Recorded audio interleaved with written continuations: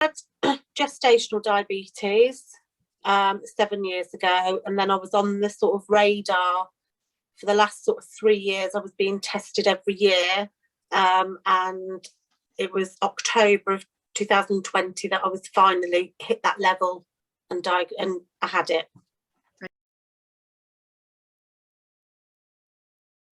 Well, when I'd first spoken to the diabetic nurse, she just sort of said, right, we won't give any medications or any trackers or anything like that, so I could keep an eye on things. So it was really to give me more of an understanding of what they were talking about my levels. Without seeing something, you don't know what your levels are, you can't guess it. So it was just a way of monitoring it myself without having to speak to the doctors about it.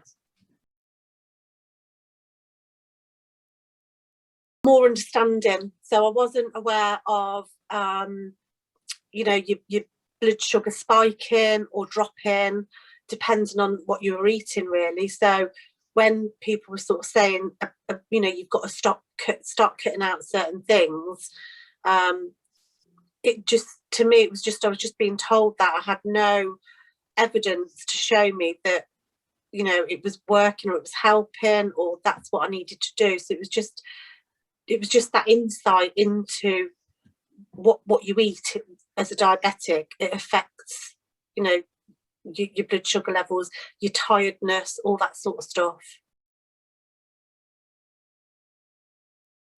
Again, the same reason. It's allowed me to realise the short space of time that I was doing it, what sort of food was making me go over target level. So my lunches and stuff I sort of changed. Also, sort of from about 1 p.m, my sugar levels really dropped, and the device would give me an alarm to say, you know, you're below. And I would always sort of finish work at 2:45, feeling really tired and thinking, oh God, it's just because I've been working. But actually, that device showed me that from about 1:30, everything was dropping, and that was what was bringing the tiredness on. So it gave me much more of a health, you know, a sort of plan for my day, eating wise.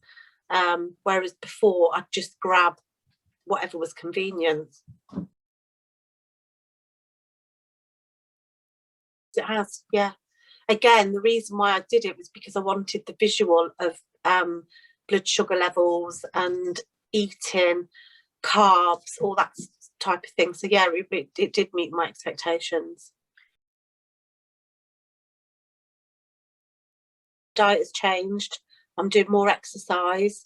So before, the doctor just sort of said, you know, cut your carbs out, but it's not as easy as that, I think, just to not have any carbs, because then, you know, you sort of need it. But now I'm sort of doing low carb with calorie counting, and with the device, that's like what started it all off, really, because seeing something, it just, having it there makes you think of it more. So being able to monitor yourself gives you more of a focus on what you've got to improve and change. So that's what I found helpful with it. Perfect. No, because I only have yearly. I only had yearly blood tests, and since October, my next HbA1c test is not due until I think June or July. So I don't know. That's when the doctors are actually going to say whether, you know, what I need to do. They're just leaving me for this period of time to focus on my diet and try and reverse it myself. But on that level, I don't know, because I've not had a test since. My mum was aware of it.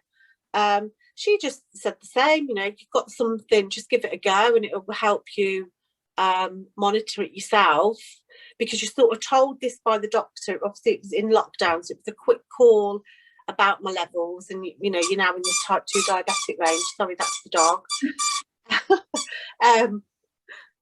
But it was just a very much, you know, log on to my Desmond, and logging on and sort of reading a lot of stuff is good in one respect, but then actually having that device there to see it, you know, the evidence, that's the people that knew about it were encouraging to say, yeah, give it a go. I would advise them to do it. Obviously I had a very short time of doing it, and just, you know, just do it, follow it through, and just continue to do your readings, continue to use it, like, you know, throughout the day and daily, and just monitor what you need to monitor to help you with your diet to keep you in that target range. Yeah, possibly. As I say, I've got my next appointment due sort of probably June time. So if it wasn't something that was offered to me by the doctors, then yes, it would be something that I would certainly look into having, because, as I say, that little device that tells you what they are after your breakfast, and, you know, after you've eaten, it's really helpful. And no concerns at all, really. It fell off me a couple of times, but that was before I used the plaster over it. But no, other than that, that was the only sort of concern. And also, I like to work, pick iron up, have dinner, and then I'll go for my shower. yeah, So I'm not a shower in the morning person. So it wasn't like I could shower and then put it on. So it was coming off, you know, like early evening time, and then going back on again. But that was the only sort of.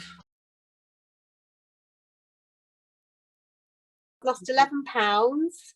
That's from calorie counting and low carbs. So I'm doing a bit more exercise now. But before, you know, I was told this in October, and really because I didn't have the visual, I didn't do it. I sort of kept thinking, oh, I'll watch what I'm eating and stuff, because since lockdown I've, you know, put a lot of weight on.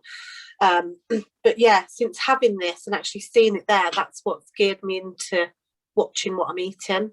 I still have days where I just eat what I want, but, you know, generally it's more in the forefront of my mind now than it wasn't before. It was always, oh, I'll do that next week, or I'll start on Monday. oh, okay.